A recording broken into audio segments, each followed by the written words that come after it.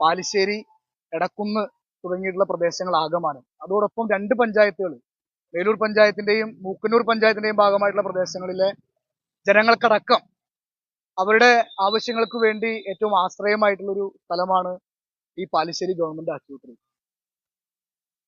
മുന്നൂർപ്പള്ളിയിലുള്ള ഏതാണ്ട് 140-ലധികം കുടുംബങ്ങൾ അധിവസിക്കുന്ന SC നഗർ അടക്കം സ്ഥിതി ചെയ്യുന്ന പ്രദേശമാണ് ഈ പഞ്ചായത്തിന്റെ വടക്കം മേഖല.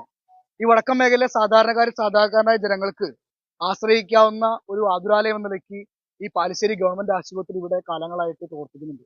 അതിന് ചരിത്രം നമുക്കറിയാം. ഈ നാട്ടിലെ പുരോഗമന പ്രസ്ഥാനവും അതിന്റെ ഭാഗമായി പ്രവർത്തിച്ച ആളുകളും ഒക്കെ ഒരുപാട് ത്യാഗങ്ങൾ സഹിച്ച് അതിന്റെ പിന്നിൽ ഒരുപാട് പ്രവർത്തനം നടത്തിയിട്ടാണ് ഇന്ന് ഈ കാണുന്ന നിലയിലേക്ക് ഈ ആതുരാലയം ഇങ്ങനെ എത്തിച്ചേർന്നിട്ടുള്ളത്.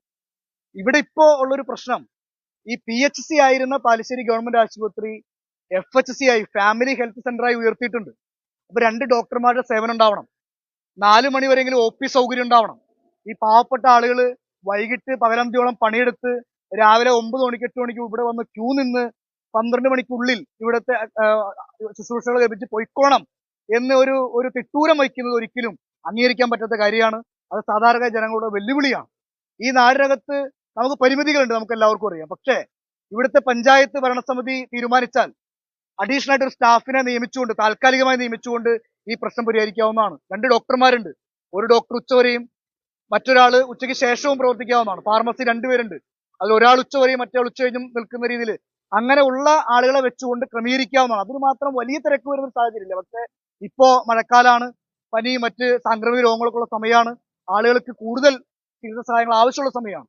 ഈ ഘട്ടത്തിലെങ്കിലും ഈ OP സമയം 4 മണി വരെ ആക്കാനുള്ള ഒരു ധാർമ്മിക ഉത്തരവാദിത്വം ആശുപത്രിയുടെ അതുമായി ബന്ധപ്പെട്ടുള്ള ഉദ്യോഗസ്ഥരും പഞ്ചായത്ത് ഭരണസമിതിയും DM അടക്കമുള്ള ആളുകളും സ്വീകരിക്കുന്നില്ല എന്നത് ഈ പാലിശ്ശേരി പോലുള്ള സാധാരണക്കാർ അധിവസിക്കുന്ന വടക്കൻ മേഖല ജനങ്ങളെ സംബന്ധിച്ചിടത്തോളം വളരെ ദുഃഖകരമായിട്ടുള്ള സംഗതിയാണ്.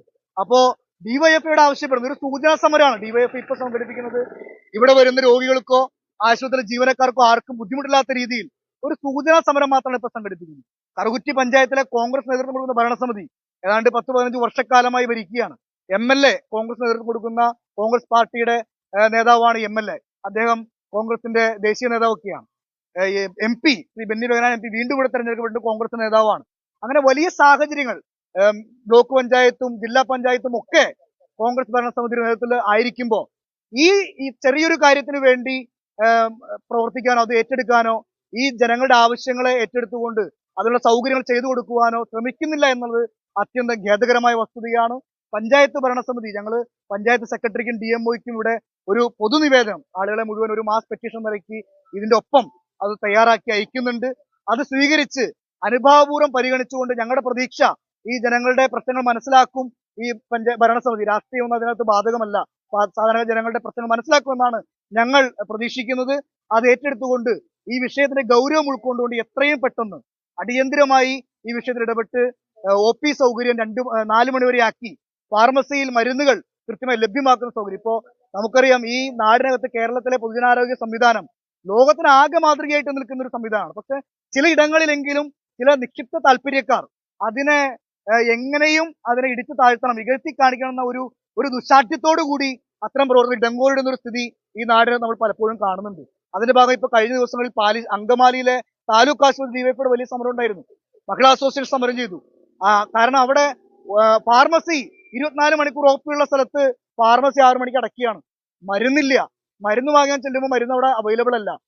എനിക്കൊരു അനുഭവം, ഞാൻ കഴിഞ്ഞ ദിവസം എന്റെ കുട്ടിയുമായിട്ട് ഇവിടെ വന്നപ്പോ അവിടെ പാരസെറ്റമോൾ സിറപ്പാണ്, അത് ഇവിടെ ഇല്ല എന്ന് പറഞ്ഞാൽ നമുക്ക് മനസ്സിലാക്കാൻ കഴിയില്ല. കാരണം ഏറ്റവും അവൈലബിൾ ആയിട്ടുള്ള ഒരു മരുന്നാണ്.